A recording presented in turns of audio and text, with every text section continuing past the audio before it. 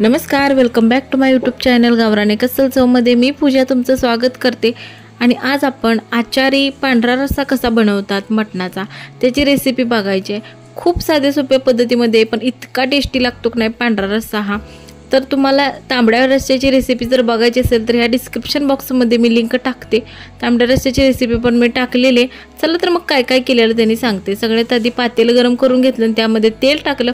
तेल चांगलं कडकडीत गरम करून घेतलं आणि बेडगी मिरची मिळाली नाही म्हणून त्यांनी शंकेश्वरी मिरची लाल 1-4-5 टाकून घेतल्या। नंतर त्यांनी ह्या तेलामध्येच खडे मसाले टाकून घेतले, ते चांगले तेलामध्ये परतून घेतले। नंतर हे बघा खोबऱ्याचं जे पाणी काढलेलं आहे का नाही ते एक पातेलं भरून घेतलेलं आहे, ते यामध्येच टाकून घेतलं म्हणजे चांगली त्याला फोडणी बसलेली होती।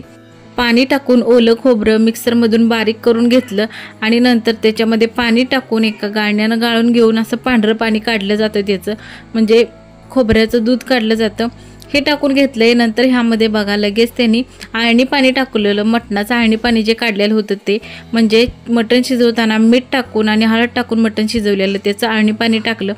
नंतर ह्यामध्ये लगेच त्यांनी एक विशिष्ट प्रकारचा पांढऱ्या रस्स्यासाठीचा मसाला असतो तो टाकून घेतलेला आहे। सगळं मिक्स करून घेतलं आणि बारीक चिरलेली खूप सारी कोथिंबीर टाकली। हे एकदा मिक्स करून घेतलं पळीच्या सहाय्याने त्यांनी आणि नंतर हलवतच राहिले कारण का त्याला उकळी येऊन द्यायची नसते म्हणे, उकळी जर आली तर ते फुटल्यासारखं होतं, म्हणून असं हलवतच चांगला शिजवून घ्यायचा पांढरा रस्सा। तर तुम्हाला ही पांढऱ्या रस्स्याची आचार्याने बनवलेली रेसिपी कशी वाटली कमेंट करून सांगा आणि चॅनलला लाईक शेअर सबस्क्राईब करायला विसरू नका। धन्यवाद।